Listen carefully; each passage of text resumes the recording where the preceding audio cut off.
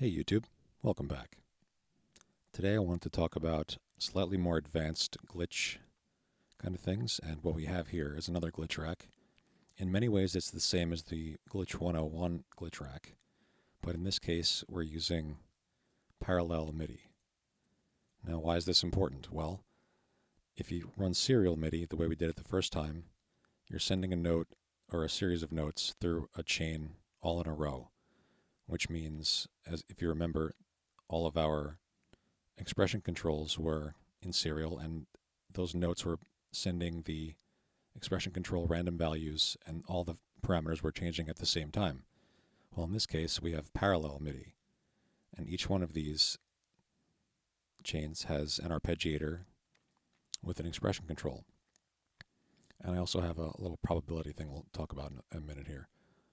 So each one of these chains is sending MIDI through this arpeggiator into the expression control and then out to a specific set of parameters that we have here. For example, pitch envelope, phase, all the stuff that's in operator. So why is this different? Well, all your parameters in these groups can change values at different times. And in this case, I still have the repeats all mapped to that one macro, so they all change together. So let's listen to it for a second.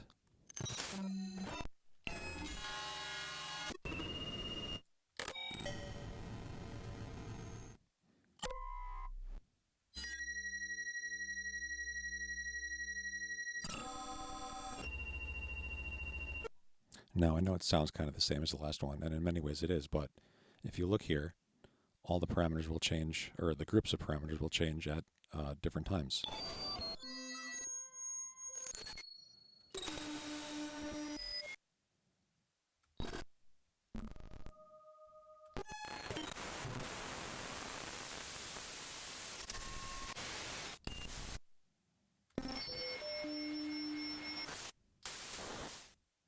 So you can see they're changing at different rates and things like that. Cool. So another thing I wanted to bring up here, and this is a lot easier if you have Max for Live, but I wanted to make this, again, all stock devices. So this is something I actually learned from Ned Rush. So shout out to Ned Rush for this, from a video he did about 8 years ago, I think. And he was looking at a way to do probability with just stock devices. Now, if you have Max for Live, again, there's plenty of probability devices. I use one called CF Probability Gate, and it's just I'll just show it to you here. I may have actually showed this last time, but it's pretty much just a device like this, and I have this mapped to the macro. But it just lets a certain percentage of notes through for every note that gets triggered. Why is that important? Well, for glitches, and in this case with these chains, you can send an arpeggiator in, and it'll break up the flow of arpeggiator notes, so not every note will go through. And then you can have one of those on every chain, and you get a lot of varying results with that. So in this case, I'll include this, obviously, with the rack itself when I upload it for you guys. But what it is, and thanks again to Ned Rush, it's 127 chains, and each chain has a different velocity value. So the first chain has the velocity of 1, and then each subsequent chain it just adds on to that velocity.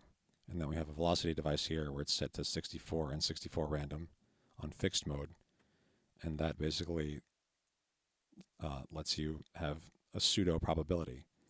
And you do lose your velocity settings, so if you're doing anything with velocity in your VST, you're not going to be able to use that anymore, but it's just a trade-off.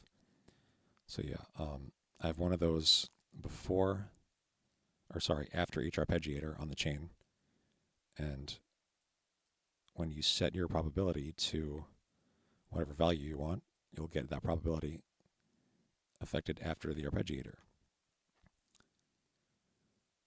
So that's pretty much the gist of this entire rack. It's kind of all the same effects and everything I did in the first rack in 101, but now you have a different arpeggiator on every chain, and they're all sending notes again into the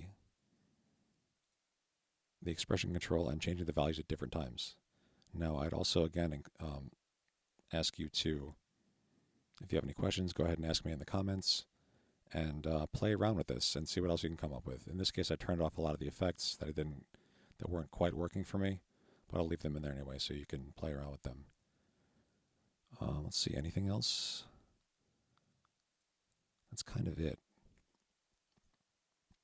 So thanks, YouTube. I'll see you next time.